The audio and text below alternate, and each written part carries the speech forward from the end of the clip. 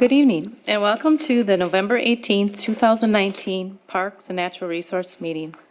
First item this evening is to look at the adoption of the agenda. Commissioner, staff, do you have any comments, changes? Nothing from staff. Okay, then we'll move on to the approval of the minutes. We have minutes from June 3rd, August 19th, and October 7th. Staff, commissioners, any comments or changes? Madam Chair, Commissioners, can I jump in here for a second and just explain the backlog of minutes? So we had our meeting in June. We did not have a regular meeting in July. So the June minutes got pushed to August. In August, we had a work session, so we didn't approve any minutes at that meeting. And then when we got to September, again, we found ourselves without a meeting. We got to October, and we were starting on a new software system for our agenda management. And somehow, somewhere, our minutes got lost in space, and they weren't attached on last month's agenda. So we are here tonight with the backlog of minutes, and I would ask that you either approve those all as one if you see fit, or if you see something that needs to be changed, we can approve them date by date. Okay, thanks, JJ. Commissioners, are there any additions or changes to the minutes? Motion to approve all Okay. the minutes? All those in favor? Aye. Aye. All those not in favor? Okay, we'll move on then. Next, we're going to look at citizens' comments. Are there any comments from citizens? Be none, we'll go on to item 4 of the evening, and we're going to talk about sustainable winter maintenance practices. And Jeff Raddick, welcome, and we're looking forward to hearing about this. Chair and Commissioners, thank you for having me this evening. Jeff Raddick, Assistant Public Works Director. I oversee operations and maintenance. I probably haven't been here for over a year or so, so I'll give you a little introduction. All operations and maintenance under me. You mostly often see me, parks renovation, CIP projects is mostly what I come to the commission for. But tonight we're talking about what we do day to day in public works and as you see out on the roads, and give you a little background into that and understanding of what we're doing, and hopefully you understand it's as sustainable as we can get, and opportunities we have for improvement and things along those lines. So I'll be throwing a lot of information at you, and if you have any questions, just jump in. I'll probably address it later, or if it's not in my presentation, I'll take it right away. Otherwise, we have a place at the end for questions as well. I broke our discussion down into 6 parts, basically. The demand for services and the practices that have evolved to suit those demands for services for winter maintenance. Pre-season activities that we take on to get ready to respond to snow and ice, and with best management practices. Also event planning, as we go into each event, how we prepare for the event to make sure our practices are suitable for the event and the conditions that are presented for each event. And also in-event activities, the activities that we take on and the adjustments we take on as we're in the snow or ice event, to maintain the best practices possible and get the most bang for the material we are putting down. And also just discuss a little bit the chlorides in our waters, how that has been. Minnesota is leading the country in the understanding of chlorides in our waters. And how our winter maintenance practices have the effects on those. And then also what are we going to see in the future? What's on the horizon for snow and ice control and chlorides in general?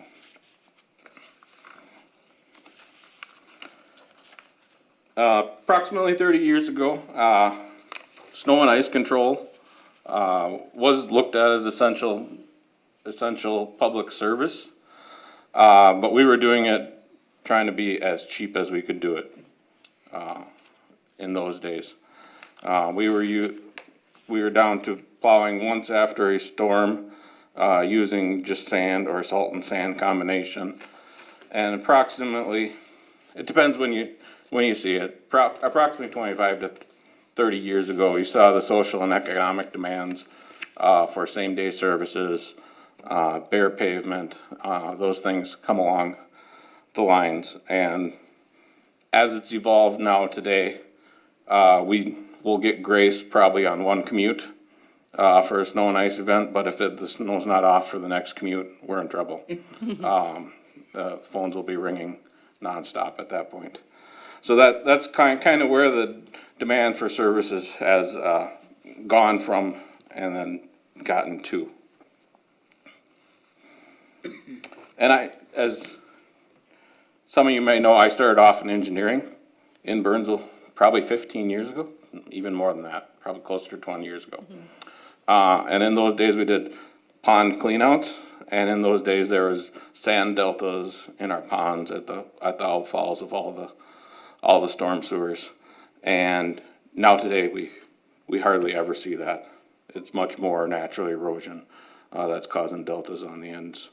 So I've seen the progress since my time here that we are making. So the old saying in snow and ice control, if you threw sand salt mixture, you'd never be wrong. You'd always have the right material for the conditions, but you'd also never be right. Okay, you never have the right application of materials. Always be over applying one and not applying enough of the other. And kind of as the saying goes, in the mid 1990s, I'll probably date myself, but better living through chemistry. If you understand that slogan, that is pretty much what happened to the snow and ice control industry in the late 90s to early 2000s. It's can we do this better with chemicals, and can we meet the demand that that's requested by the citizens?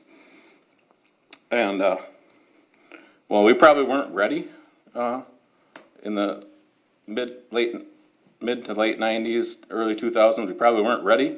The industry probably wasn't up to the stuff. So at that time we started throwing straight salt, which pretty much, that's kind of what we call it. Going to straight chemicals, where chemicals are effective, and going to straight sand when just abrasives are effective. Some things we didn't know at that time. I mean, application was as best as Joe knowed it, the plow driver, and I think what you got too was we were way over applying chemicals when we first went to straight salt. As you can see by the dead grass on the boulevard there, you usually don't see that anymore. If you do now, it's we didn't do our due diligence on salt, but that was pretty common as when we first went to straight salt. We'd kill boulevards and things along those lines.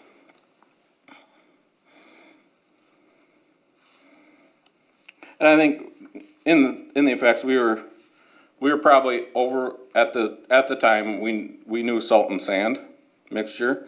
So when you took away the salt, or when you took away the sand, we were probably over applying salt by double.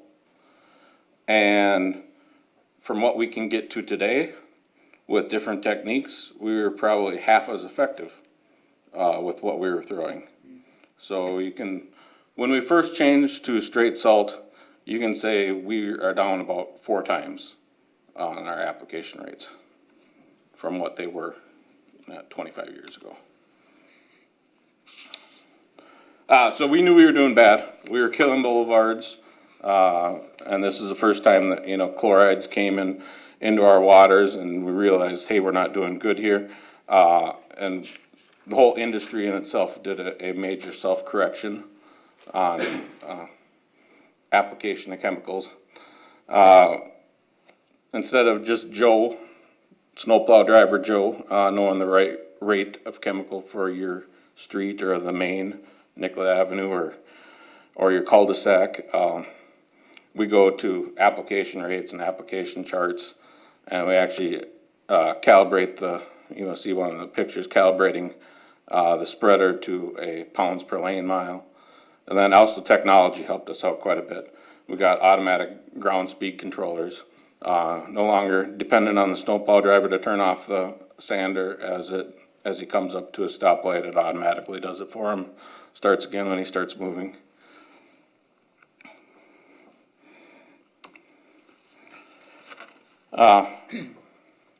Then I think our understanding of the process and how it has evolved is we understood it was not the straight salt that we were throwing on the street that made it effective. It was actually the combination of the salt and the moisture that was coming down to make the salt brine as it was effective. And then you got to the point, or the industry got to the point that, hey, can we make salt brine and apply it to our roads? Basically short-circuiting the whole process that we need to get to salt brine, which is the stuff that actually gets underneath the ice and gets it from not binding with the road. So that industry has taken off probably in the last 10 to 15 years. And you still see some people it's not super effective in some situations, so some people are still holding out on it. Burnsville adopted it probably about mid-2000s, 2005, 2007, somewhere in there, and we've been on it ever since. And it's more of a preventative maintenance technique. We are down to a third or a sixth of the application rate of dry salt when we're using salt brine. But it does have its limitations. It's temperature and humidity sensitive. You can actually freeze salt brine to the roads. You don't want to do that, so you have to know what you're doing. And you end up hauling a lot of water. And if the snow event comes as freezing rain first, you've lost all your chemical on the road. So it can all be lost, and it also can be costly. I can tell you a anti-ice event on our mains probably costs the city $10,000 to $15,000. So we usually don't want to throw that if we know we're going to get rain on the front of the event. So that's why, hey, this is super effective. Why don't we see more of it? That's because we're not trying to lose anything.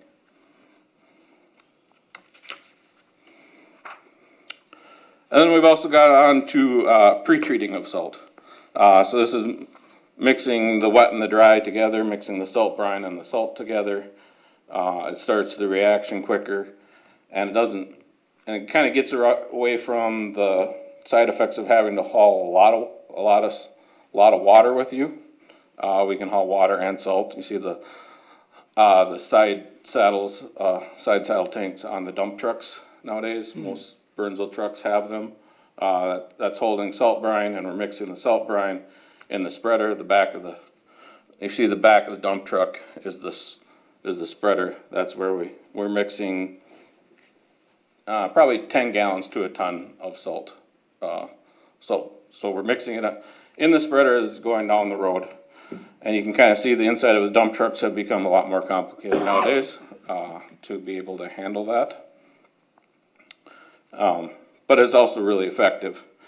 If I was going to say I had to throw a handful of salt at you, would you take dry salt or would you take wet salt? Most everybody would take dry, close their eyes, and understand it would sting a little bit, but wet salt sticks to the road. And that's pretty much how we use almost everything. And then it also, pre-treating and pre-wetting is about the same thing. Pre-treating, you can actually let it dry and use it in the dry form, or you can pre-wet within the truck. It's about the same thing, but it allows us to run different chemicals with the salt. So sodium chloride, straight rock salt, that's the white salt you see. Quite often you see MnDOT using blue salt. Blue salt is usually mixed with calcium chloride. Usually drops down the effective temperature of the salt at that point. And then you see the green salt, which is magnesium chloride treated salt. That drops the temperature even farther down. So we're using a mixture of all of those. Sometimes one event's using one technique, sometimes an event is using all techniques that we have in the toolbox.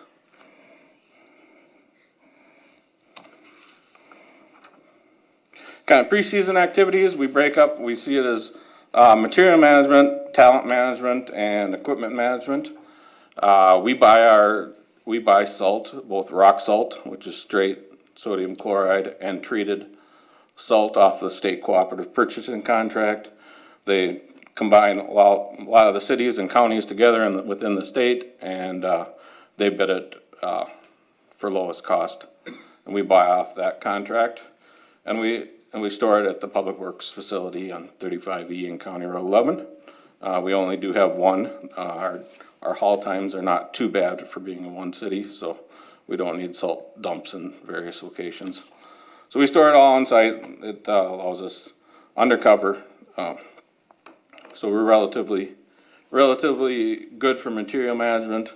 As if you watch the council meetings before, we had to ask for more money for salt. We usually budget for the average winter, and we had 2 winters that were not average, way above average, and we requested additional money for salt for this year, and now we have we call it the salt barn. Salt building is full, ready for this winter. So we also do talent management.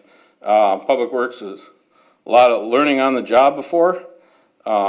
And it still is, but we do a lot more their classroom education, simulated training, and some actual in-event training.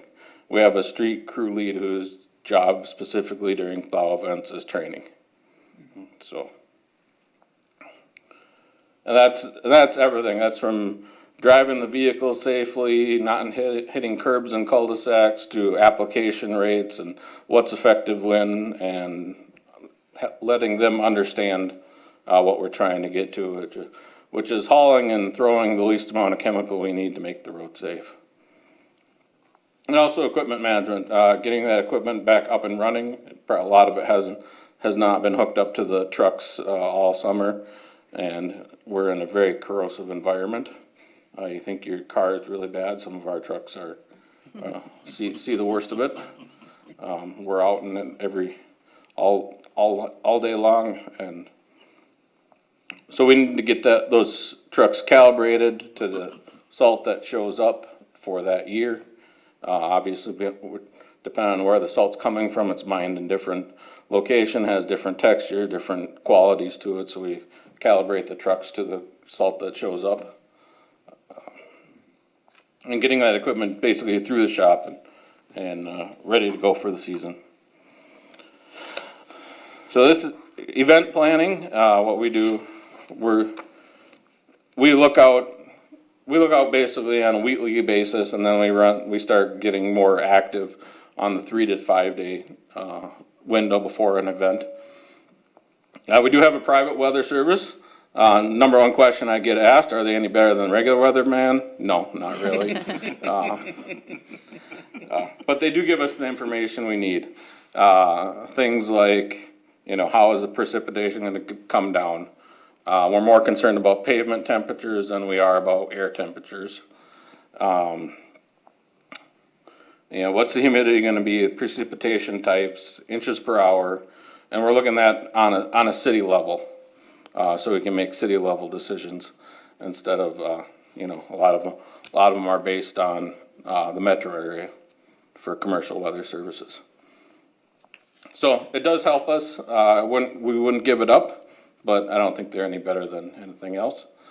If anti-icing is planned to be effective, you'll see that 24 to 48 hours before an event. That's usually the window. You can get it to stick to the road and still be effective. After that, you're losing some of it. And then we're talking 3 to 5 days. We're talking staffing plans, timing of the event. Are we going to need people on both commutes? Are we going to have to split the shifts? what are we gonna need to do to respond to that event? And then and our application plan. What are the temperatures gonna be for that event? What material coincides with those temperatures for applications? And are we looking at, is it gonna be one type of application, or are we gonna change it midstream? Quite often, the worst time of day is that morning dawn commute. It's the coldest temperature, we have no sunlight, and I'm gonna tell you, 9 times out of 10, we're gonna glaze over with ice for that morning commute, and there's just nothing we can do about it. But we're gonna use as much practices as we can get to be effective at that time. Event activities, we usually have a supervisor in several hours before each event, and we usually have somebody in Public Works in the city or at the facility through the event until it's done. We also have police and fire and technology that can help us out.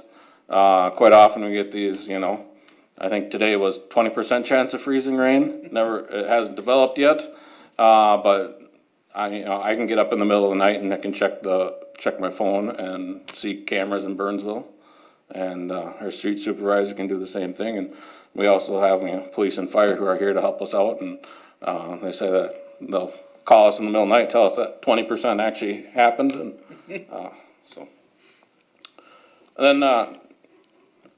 and then we have, you probably can't see the chart very well, but the chart is basically a temperature, weather conditions, precipitation, and what's going to be effective in those situations. And that's kind of how we go along based on the predictions, and then we'll start adjusting from there. If it's warmer, if it's colder than it was going to be, we'll change the application rates. And see the little picture in the thing is a pavement temperature. We have those in the trucks, and they report back pavement temperatures as we're going, so we can adjust to be effective, not throwing. We don't want to throw any more salt than we need to. First, the more salt we need to do, the more time it takes us to be out there and get the event over with, and also it's harmful to the environment. So we want to be as effective as we can with the least amount of material that we can be. So we are adjusting as we can go. Chlorides in our water, as I said, MPCA is probably leading the country in the understanding of chlorides in the waters. They do have 7-county Twin City metro area TMDL for chlorides, and they're testing for chlorides. We haven't met any TMDLs in Burnsville for chlorides. Yes. What's a TMDL? Total maximum daily load. Okay. So it's the concentration of chemical that happens in the water on a daily basis. Obviously, chlorides, if they're running off the roads, that's in the spring of the time of the year when that's going to happen. And are you saying Burnsville doesn't have a limit, or we don't have any going in? We don't have any that are hitting the limit Okay. that they've defined for effects to the waters. Closest thing we have is Thompson Lake in West St. Paul, I believe, and 9 Mile Creek in Bloomington. So chlorides in our water, it's much more understanding than just municipal and public snow and ice control. Public snow and ice control is actually less than 25% of the whole snow and ice control industry. So that 75% is actually on the private side. So what do you do to get those people understanding? It's basically down to education, training, and certification. We've done some really wonderful things. As you see, episode 11 of Sustainability Man, one of the first ones was winter sustainability tips that we did for salting on your driveway, and understanding how much you need to be effective there and not over salting. MPCA has also done operator certifications. You can do operator certifications for roadway people. You can do operator certifications for parking lot and sidewalk people. And we're starting to see it. You could drive by Burnsville Center, you see those salt piles covered up with tarps. That's very good. You know, we're not losing any of it to precip. In the old days, we knew we'd lose some, and we just left it out there, and did what it did, and we're not that way anymore. And I just drove by yesterday, I believe, a townhome association had salt in plastic barrels by each group of units that they were doing. So we are getting to the private side, and they're adjusting their practices as much as we are, and we're getting there. And I think everybody's doing it better. Through the picture of the street sweeper up, you can see us now. If we get melt the gutters in March, we'll start street sweeping to get that material back up before it becomes mobile and starts going in the storm sewers. So everybody has adjusted their practices to help before the chlorides get into the waters. So. Unfortunately, chlorides are much more complicated than just snow and ice control. You have municipal wastewater. Actually, the 3 creeks in Scott County there are contributed to private water softeners going through the wastewater treatment plants. Wastewater treatment plants aren't designed to get chlorides out of the water and the groundwater in that area. Most all the cities are on groundwater, and the farmers aren't going to contribute to the streams usually. But they're going to soften all their water. It's not municipally softened, and so everybody's going to have a water softener at home that backwashes chlorides down the sewer system and goes into the streams. So those 3 streams in Scott County are not actually contributed to snow and ice control. Those are contributed to home water softeners. And you also get chlorides from natural decomposition of soils and minerals and things along those lines. And you also get fertilizer runoff. Most commercial fertilizers are 50 to 75% salt. So most of them are salt based. So as you're trying to get phosphorus out of fertilizers, we're trying to be as conservative as we can be with fertilizers in general, because they are salt based. What are we going to see in the future? You're probably going to see the routes that are close to brine machines are going to probably go all liquid.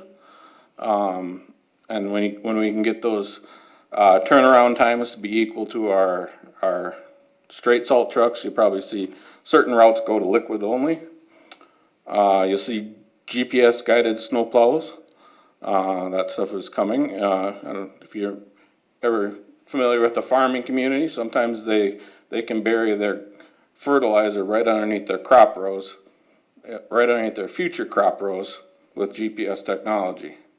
So obviously that stuff's going to come to the municipal, and we're going to be able to apply salts right down the drive lane, even when the drive lane's covered up and you can't see it.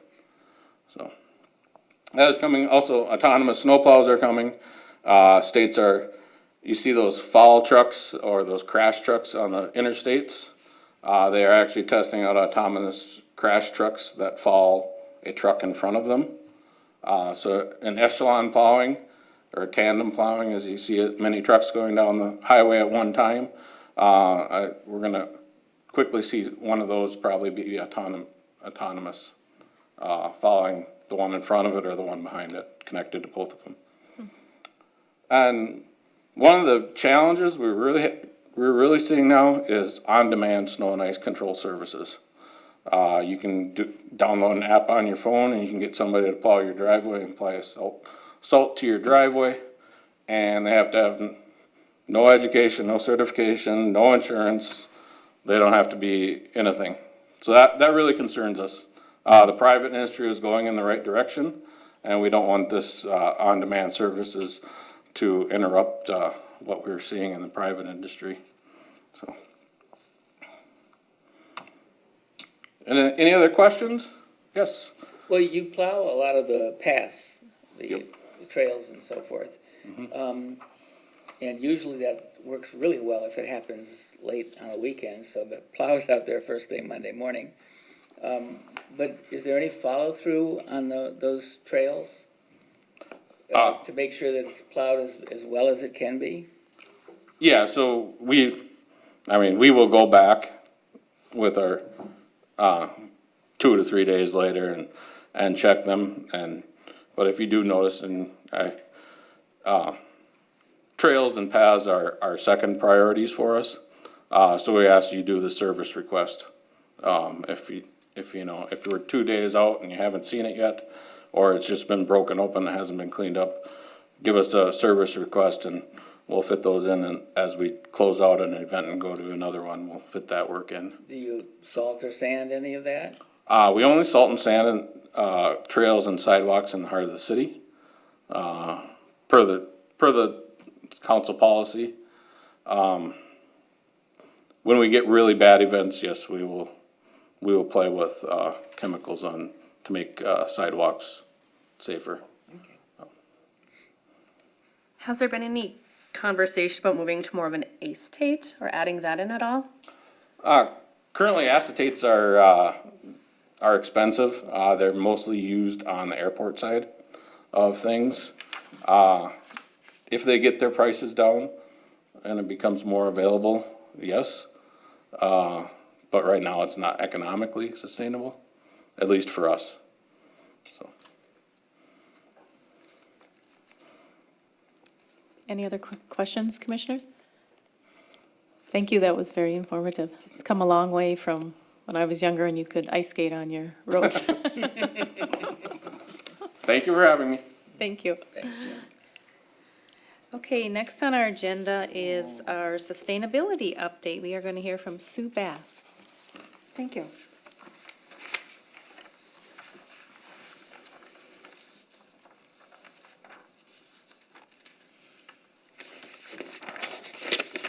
Good evening.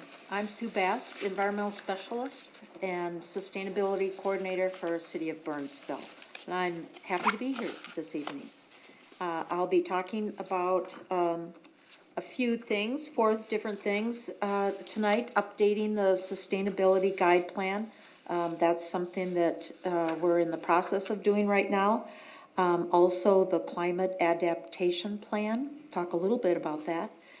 And briefly talk about the 2018-2019 Sustainability Dashboard, and that's activities that City of Burnsville has completed during the last year and a half about, and end with the Solsmart program. Updating the Sustainability Guide Plan. Originally, the guide plan was adopted by the City Council in 2009, and we have been working to complete a number of the strategies and activities. We've completed some of the goals in that plan, and so now we're looking at what's next. How do we help the city move forward in sustainability for about the next 10 years?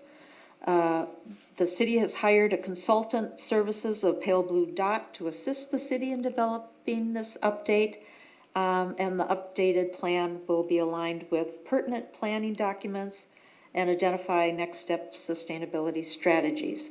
I just had to throw this picture in of Laura. She is our Minnesota Green Corps person.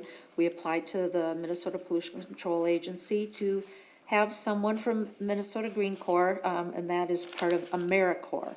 So it is a person that's working to help us with sustainability and recycling at no cost to City of Burnsville. Nice. And she'll be with us for the next 11 months.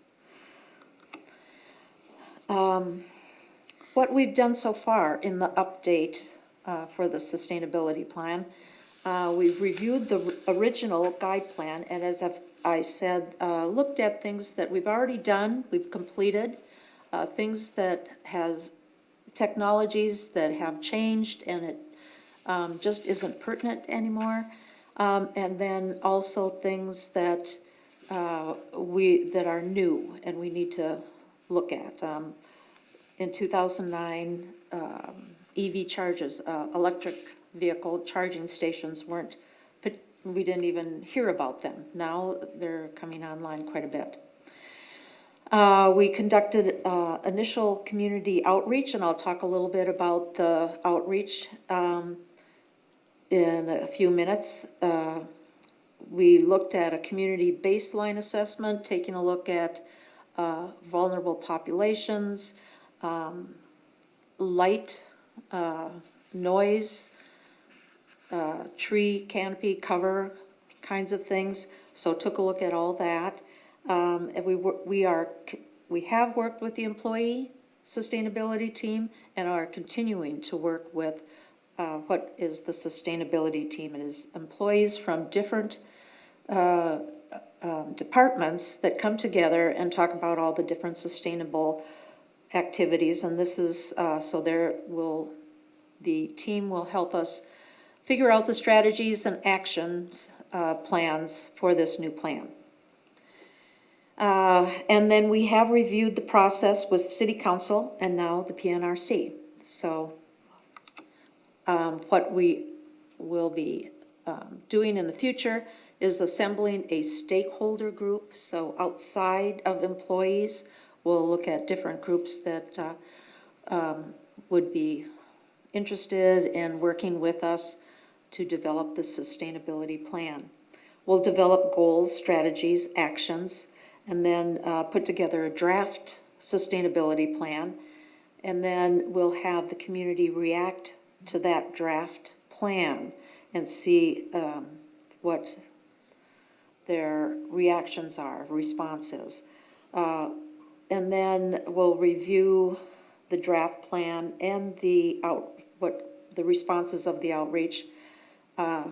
We'll review that with the City Council and again with the PNRC. And then finally, refine and finalize the plan. So I'll just go through some of the areas of focus that we are intending to look at when we make this plan. Land use, transportation, renewable energy, buildings and efficiency, community health, solid waste, ground cover, and that ground cover does include forestry. It's and pavement. You know, what is the ground cover for City of Burnsville, and how do we want to deal with it? Where was I? Oh, water, local food access, fleet, and equipment. So the community survey that we've done, we currently we have had 208 responses, which is very good for a community survey.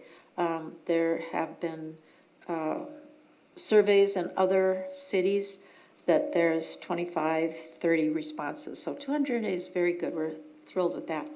And in that survey, what it showed was that the top concerns for sustainability is clean and reliable drinking water, reduction of landfill waste, reuse and recycling, high-quality park facilities and programs, improving stormwater management and watershed, increasing the health of Burnsville's trees, and reducing energy consumption. So those were the top concerns from the responses that we received.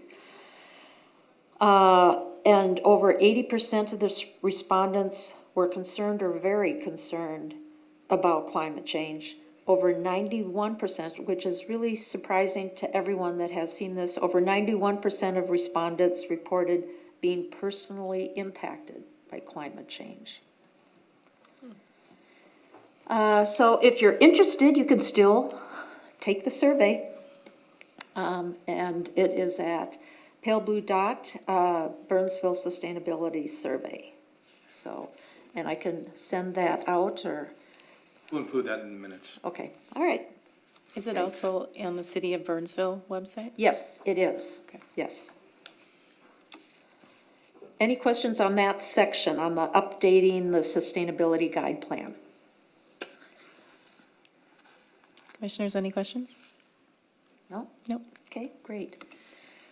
The climate adaptation plan, and I just thought I'd take a minute to talk about mitigation versus climate adaptation. Mitigation is what we do to keep climate change from getting worse. So that's to mitigate it, and that's basically reducing greenhouse gas emissions. And that has, in the past, been associated with sustainability. Climate adaptation is, okay, we're experiencing climate change, and this is how we need to adapt or create a resilient community. So they're separate, separate issues or separate ways to deal with climate change, but many of them cross over. And so we are going to be including a lot of those, a lot of the climate adaptation kinds of strategies into the sustainability plan. And the plan, this climate adaptation plan is, excuse me, partially funded by an MPCA grant. And also the consultant that is doing the sustainability plan is also doing the climate adaptation plan. So it makes a easy way to combine the two. The next thing I want to talk about is the 2018-2019 Sustainability Dashboard. So I think the first, so this picture is at the food truck rally. And that was a minimal waste event. We collected organics, and we asked that the vendors sign an agreement that they would provide compostable materials so that everything could be composted, put into the organics, and that or recycled. So that event, plus the Back to 80s car show and Party on the Plaza, those were all events that had compostable materials. And so we were pretty excited about that. And we're hoping as we move forward, there'll be more of the events that will be minimal waste or zero waste.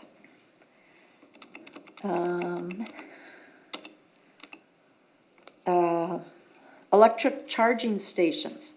As I said, this isn't something we thought about in 2009, but we have put in 3 stations. Two of the stations have the ability to charge 2 cars, so it's actually 5 electric charging stations.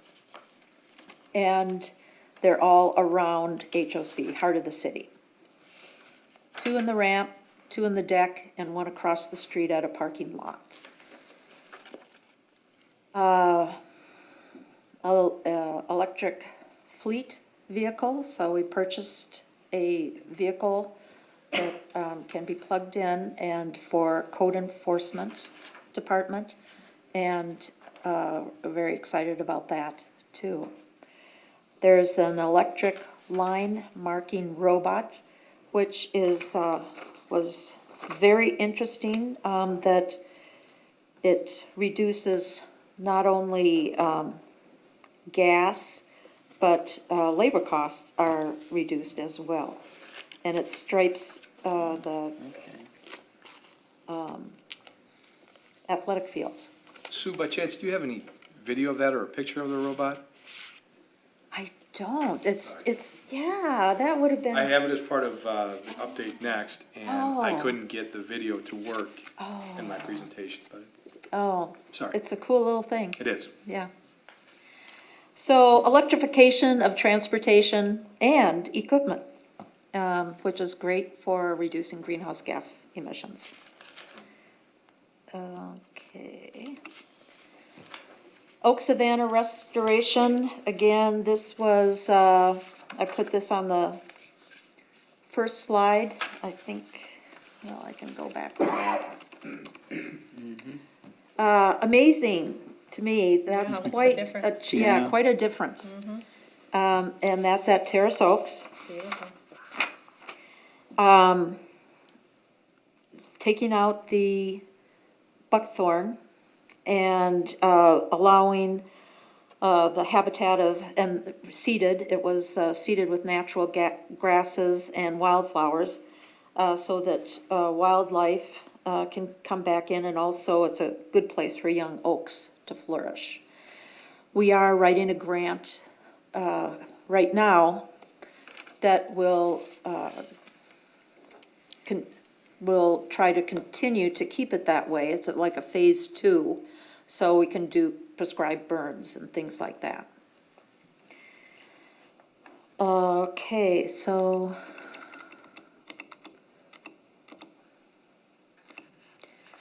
water conservation, yes, that's an interesting program. So we, in this last summer, 2019, summer of 2019, we offered rebates of up to $200 to residents who installed WaterSense approved irrigation smart controllers. So that helps reduce our use of water. And Commissioner, you have a Are you question? gonna continue that program? I did talk to the water person about that, and it depends upon finances, I think, 'Cause budget. I would have gone along with that, except that we had such a wet summer. Well, that you're right about you that. hardly needed to run your watering system anyway. So I said, well, do I want to invest that this year? But in a subsequent year, it might be, you might get a lot more takers. I think they're gonna look into that. It's a budgetary concern, and I think they were able to get some kind of a grant maybe for this, so if they can do that again. Good point, though. It was a really wet year. 59 homeowners did take advantage of that rebate program. And I was going to say too, pumping water, for City of Burnsville, pumping water is, that's where we use the most electricity of anything. You think it's buildings or something else, but pumping water is very energy consumptive. I didn't realize that. And then the 2040 comprehensive plan. There is a lot of sustainability measures that are put into that, that was put into that plan. And we are going to be looking at that as well when we develop the sustainability plan, so those plans mesh. And yeah, I think that is it for that dashboard. And what did not get into the dashboard that happened this just recently is that City of Burnsville has received a bronze designation from the National Solsmart program. And it recognizes Burnsville for taking steps to encourage solar energy growth and remove obstacles. So it reduces the barriers that people see to put solar on their homes or in their backyard or wherever. So the steps that we've done include a solar handout, which is, all these are on the website, a solar residential permit checklist, and then a solar inspection checklist. And then there was also staff training, got trained on different aspects of solar and residential, putting solar in residential homes. Okay, and there's our electric vehicle. So, and the electric charger. Only that people are standing in front of it, you can't see it. Any questions, Commissioner? I had a comment. I see that the recycling people have been doing a lot on Facebook. Yes. And it really looks like they're making real headway in getting people aware of recycling. Thank you so much. I know the staff, recycling staff, worked very hard at the takeover for the Burnsville Facebook takeover, and had some fun with it too. So yeah, they are trying very hard to use the different forms available, social media forms available for getting out to the citizens. Thank you. Commissioner Appreciate it. Donaldson, I would echo that, in that over the summer, they were out at Party on the Plaza and at the food truck rally, walking around, educating people, searching the garbage cans, the recycling cans, the compostable garbages, and trying to sort it out as they went throughout the day, and that can make for a really long day, but they did a great job of it. Thank you so much. Appreciate it. I assume that there's plans then to go from the bronze to the silver for the Solsmart program? Very good question, Commissioner. We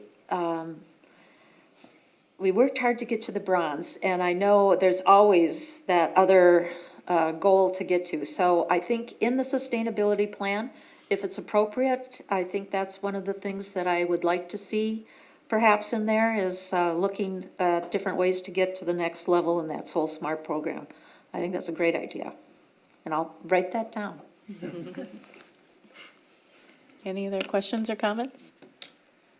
Thank you. Thank you, appreciate it.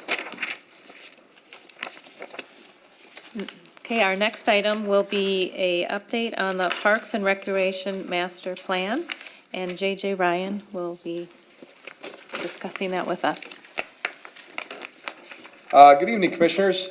This is an item that we put on our work plan last December, and you asked that we review the accomplishments and the projects twice a year, so this is the second time that you are getting this information. Hopefully, back in May, hopefully from the May meeting until the November meeting, there will be different information, but hopefully it's all been good information. So just to back up a little bit, because we do have some new commissioners that weren't with us in May, we're going to talk about the 10 areas that were identified in the Parks and Recreation Master Plan that came up with the areas of focus called the Frameworks Plan. These are recommendations and strategies that have kind of set us out on a path for improvements in our parks and recreation programming and planning. Currently, this year, we've been working on over 35 projects, and as I said, you've asked to hear updates on those projects twice a year.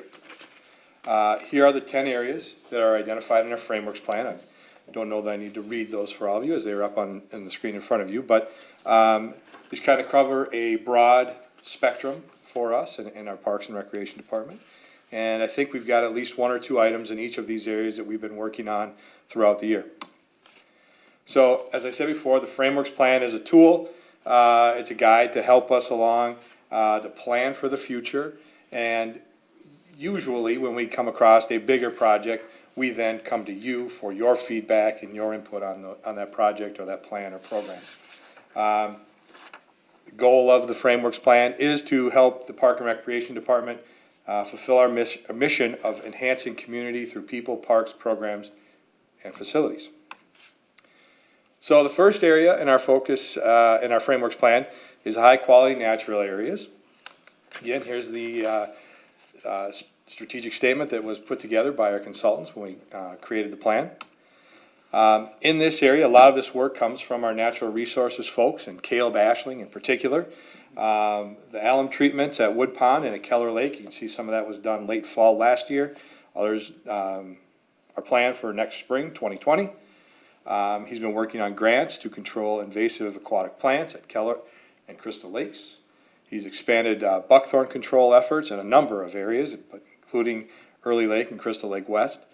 You may recall, I know Commissioner Cleveland, we talked about it a little bit, the discovery of the, was it the rust patch bumblebee during one of our native plant restorations in some of our different parks. We completed our second year of the prescribed goat grazing at Civic Center Park, and we explored a new project called Edible Gardens in our city. There it is. There's the rust patch bumblebee here in Burnsville.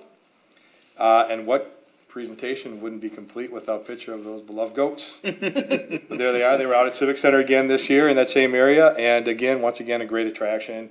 Not only are they very efficient in what they do, but a great attraction and great educational piece for the schools around the area. Sorry, Commissioner Donaldson. Well, so they're going back to the same place year after year. Are they effective at eliminating the buckthorn, or are they just cutting it down? Great question, Commissioner Donaldson. I believe they are effective at eliminating it, but it takes a few years Okay. to continue to maintain that, and for the new growth to start, the growth that they will not eat or they choose not to eat. So, but I'm not familiar with the number of years that we need the goats back in one particular area in order to be effective. The next focus area we have is our trail centers and connections. This might have come on board, we might have heard about this late last year, that the Lake Marion Greenway project, we've heard about it quite a bit, but that south segment, the north segment, the Rose Bluff segment is complete. That goes from Williams Drive up to Kramer Nature Preserve. The south segment is the part that we were working on earlier this year, as it runs through Kelleher Park. And so that's, we're hoping yet that's anticipated construction in 2020, 2021, somewhere in there. And then the other piece I have here is a Parks Finder map. It's available on our city's website. It's a little bit different than the mapping system we've had before. But first, here's a copy of the trail that shows the completed section and a picture of that. This was taken, I believe it was late fall last year, so not all the growth has come back in yet, but you can see it's completed, and we had to do a number of switchbacks just to get down that hill at a reasonable grade. And then here's that Parks Finder map. You can see all the parks identified with like, looks like a Christmas tree and a green circle, as well as our park and recreation facilities identified in those gold-colored circles. Now, this is just a snapshot of the web page. It's not the actual website. It's not the actual link. But if you hover over the tree, it pops up with a list of the amenities. If you drill into that, if you click on it, you can then see different pictures of the park, different pictures of the amenities. You can see on the right-hand side, you can pick and choose which amenities you're looking for. So if you're looking for the archery range, or if you're looking for a horseshoe pit, you click on that specifically, and the rest of the parks will drop off. So it's a very cool tool. We're hoping that we can create or come up with some more ways for our citizens to utilize this as they're looking for things to do out in our park system. Our basic park services. This is a very broad area, to be honest. But what we found when we started the project, started the Parks and Recreation Master Plan, is that we needed to really do some work on improving our ADA accessibility. So a lot of the work that we do is in that area. But also we heard that people wanted more drinking fountain, more access to water, and they wanted us to provide more information on pet waste controls and practices and things like that. One of the things that came before the commission a few years ago was a concern that we noticed down at Nicollet Commons Park, and the ability to, as kids were playing in the green space along Nicollet Avenue, you know, if a ball went long or wide or something, kids really had an easy access to run out onto Nicollet Avenue, and that caused some concerns. Thankfully, there's been no issues, but putting a fence along that beautiful park and along that beautiful view of the park and the Ames Center seemed a bit much. So they created a natural barrier, some plantings and a couple flower beds there, and they've completed that project now, and it looks very nice, and it's continuing to do its job. Some of the other work that we saw on our last parks tour was the defective pavers, or the wear that those pavers down in the park have taken over the years. So those pavers are on a constant replacement plan. They've done crack sealing in parks. We added shade structure at Rose. Again, thanks to the Lions Club for their contributions to that. And we've added a drinking fountain at the skate park and at Red Oak Park as well. Here's a picture of that shade structure out at Red Oak. This was really put in place for the people that are playing pickleball. And today, typically it's active adults or seniors that are playing pickleball, although it's open for all ages.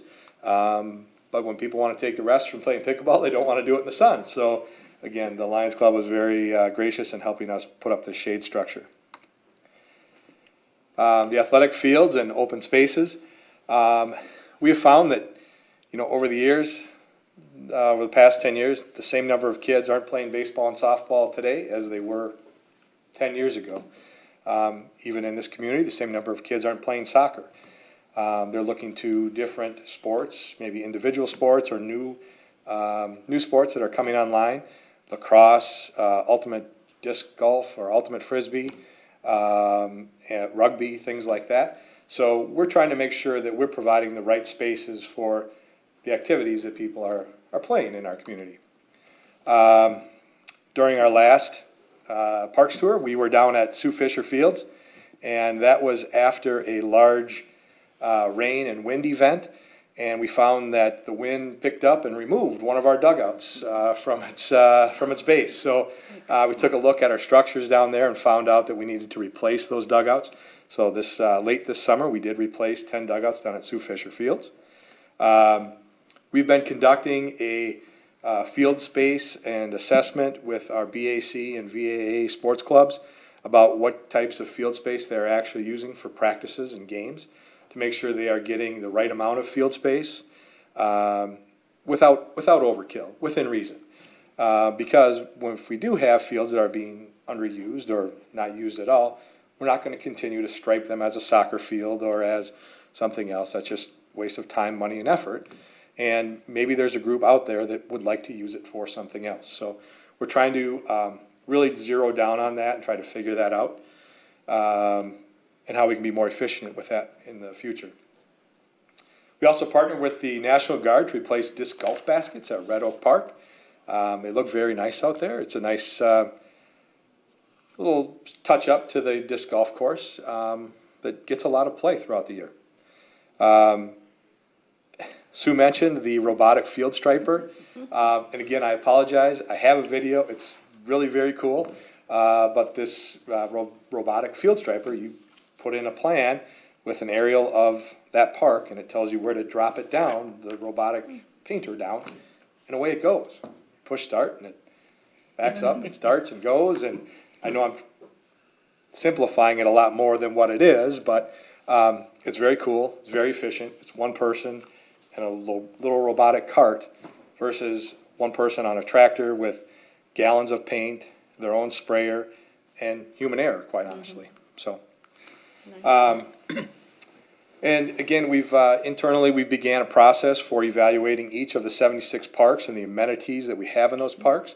We're finding that once upon a time somebody thought, hey, here's a nice trail that goes into the woods, and we should put a picnic table here for somebody walking by that would like to, sit down or maybe have a picnic there. But over time, we found out that the uses of those hidden picnic tables aren't really for picnics anymore. They're maybe for activities that shouldn't be happening in our parks. So we're taking a look at what should belong in each of the parks and what shouldn't belong, and then we're going to create a plan for removal, replacement, whatever it might be, what's best for each of the parks that we're looking at. Here's a picture of the beautiful new disc golf holes that we have. Playing aquatics, changing trends and demographics, have us looking at all kinds of different park amenities and different types of things to do in our park system. And we're going to try to capture as many of them as we can and draw people to our parks. We've added a Gaga ball pit at Neal Park.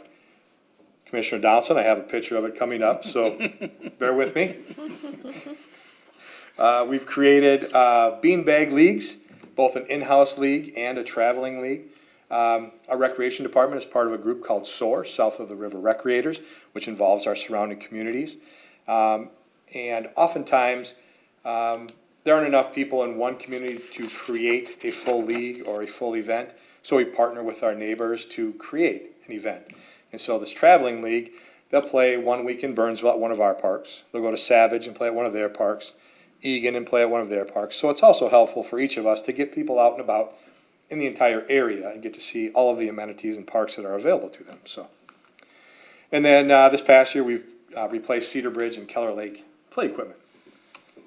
Commissioner Donaldson, this is a gaga ball pit.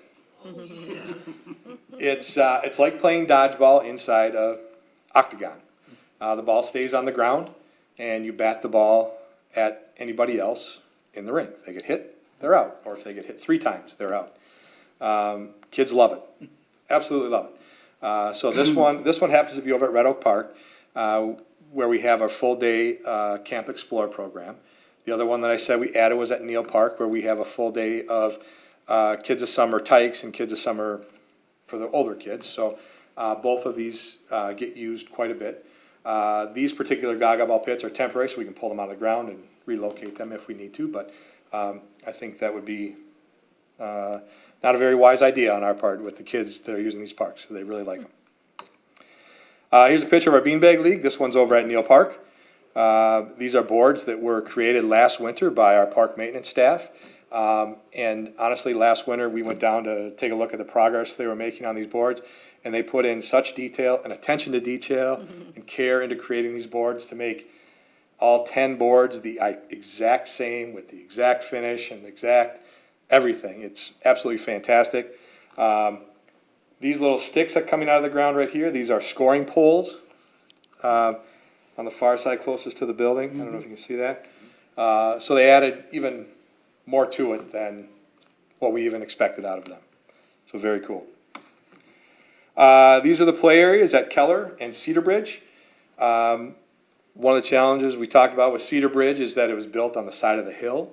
And how do we fit in the playground and the basketball court without basketballs rolling down the hill and into traffic every time you missed a shot? So we've created these 2 playgrounds here. The playground at Cedar Bridge, Keller. The playground at Keller has, and I was not aware of this until just today, but the playground at Keller has an app you can download that can help you find and explore new games and things to do in the park.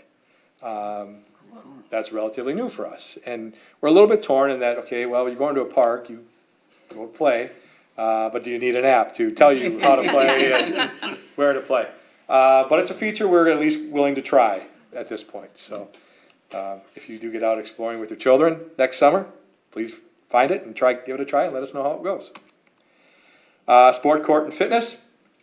This is where folks have talked about adding more pickleball opportunities, basketball and tennis, and maybe even adult fitness equipment to the parks. As I mentioned, we opened the pickleball courts last fall, but we had our grand opening this summer, and you can see right away that it wasn't necessarily all about playing pickleball, but it was about getting out in the community, enjoying some of the food that was being cooked up by our police and fire department.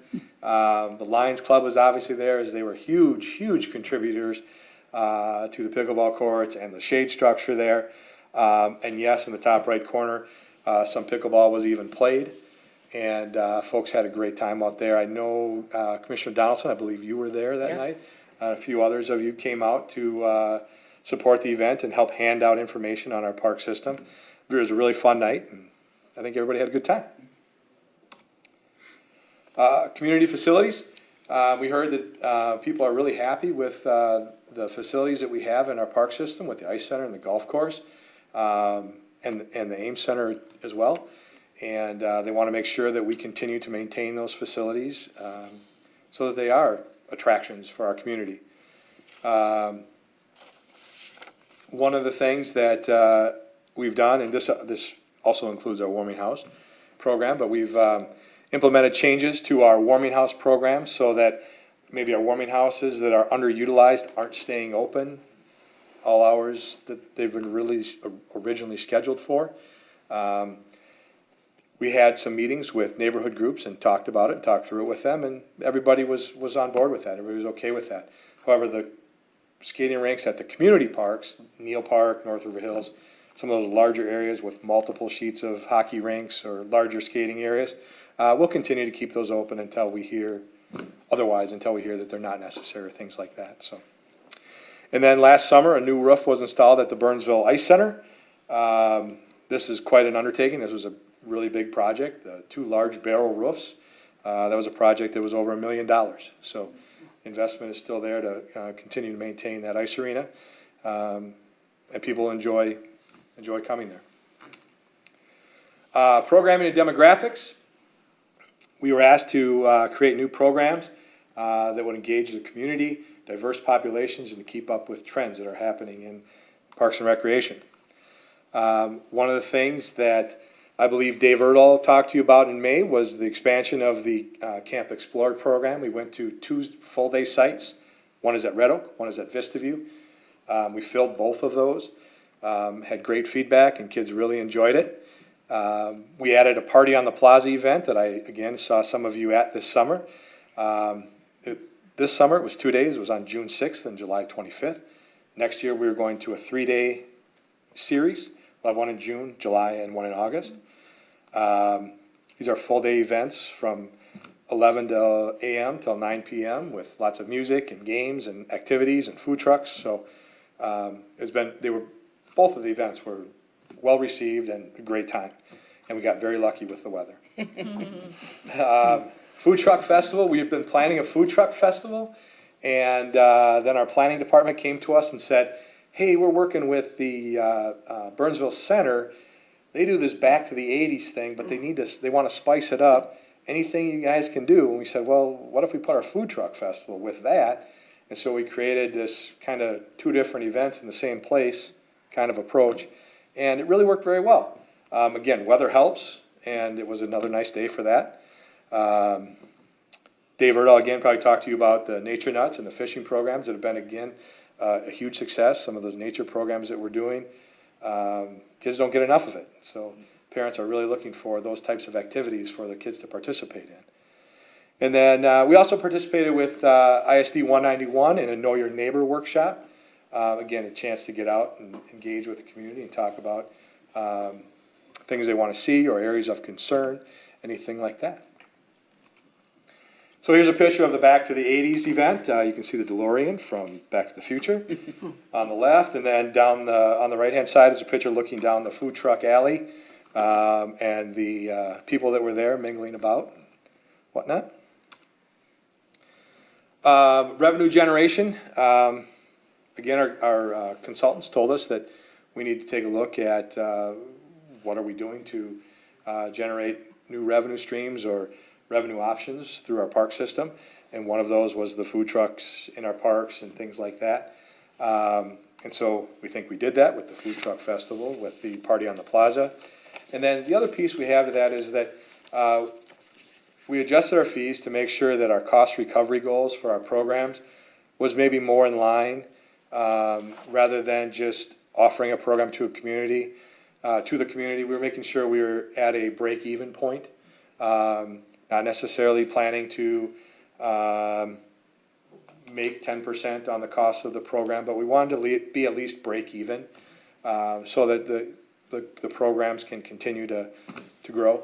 And really taking a closer look at that through our after-action reports and through evaluation of our programs has been really helpful.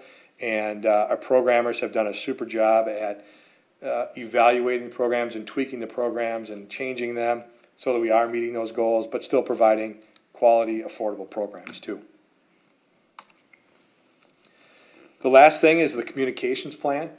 Although it talks about wayfinding and signage in our parks, in ways to provide more information to our residents. We've done this since our master plan was originally developed, and some of it courtesy of you folks through our Parks Pocket Map, through our Trail Map, through it's going to be a Discover Your Community Parks booklet that's going to be coming out. And then we've also created these other items here.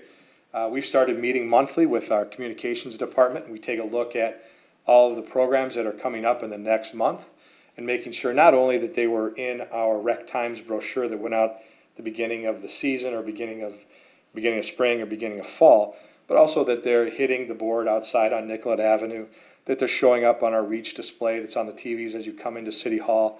If it is a larger event, we now have a banner down on the corner of County Road 42 and Nicollet that we were able to put up a banner for Party on the Plaza. I imagine the banner for Winter Lighting Ceremony is up right now. But it's a really different way to help advertise our programs. As I mentioned, we are working on a Discover Your Community Parks booklet. This will show off our community parks and the offerings of amenities and things you can do at those parks. And then the Park Hunter program was unique in how it came up. And back in March, when we were reviewing the third grade essay contest, one of the families or one of the students wrote about how on a Saturday, he and his brother go out to the park system with their mom, and they'll go past 3 parks, and they'll write down what they liked at each of the 3 parks, and then they go back to the one park that they vote on, and that's where they play for the day. So we're going to take a look at how we can build on that and where we can take that with the help of, hopefully with the help of the Firefly Credit Union, who was part of that process for the third grade essay contest. So here's the Discover Your Community Parks. We've had the benefit of having 2 great interns over the past 2 summers. And what you have here is you'll have Civic Center Park is one of our community parks. And it'll be a booklet, so on top it will have the picture on the left, and on the bottom it will have a map of the park highlighting where all of these amenities are at here on the Civic Center campus. The next page will be Lac Lavon, and on the bottom page of that will be a map of Lac Lavon highlighting where you can find the shelter, the tennis court, the ball fields, things like that. So again, another opportunity, another way to get people out and exploring our parks and some of our larger parks that have all kinds of great amenities in them to use. Commissioners, with that, I think that's the update. I think it was a little bit different than what you heard in May. I apologize if there is some repeat information there. But if you have any questions, I'd be happy to answer them. Commissioner Cleveland. Yeah, I'm just curious, how, I see that Rose Park has been renegotiated. Yes. With the lease. Yes. For how long? Commissioner Cleveland, I can tell you that they always have a 30-day out. Okay. Yeah, it doesn't. So, yes, we've renegotiated that. You may have noticed that driving by, it was renegotiated primarily because they had to take over a portion of soccer field number 4, or that area down by soccer field number 4, and add some additional parking down there. And so that's why the lease at that time was renegotiated. Oh. But Thanks. yeah. So the natural play area over at Terrace Oaks Yes. was flooded for the majority of the spring and into the summer. Is there anything that can be done to mitigate the flooding? I don't know that we can do anything to mitigate the flooding, but I can tell you that we are looking at additional parks in Burnsville where we can add nature play areas. So that's a great amenity to have at Terrace Oaks East in that northeast part of the city. One of the areas that we are looking at as another possibility would be down at Lac Lavon Park. There are a couple areas right next to the playground there that would be great under that tree areas that already is a natural play area, and just providing some additional items there would be such an easy addition that we're looking at expanding those options. We could also just put like a kayak spot there too. It's We could. That would be an option as well. Any other questions or comments? Thank you, JJ. Thank you, Commissioners.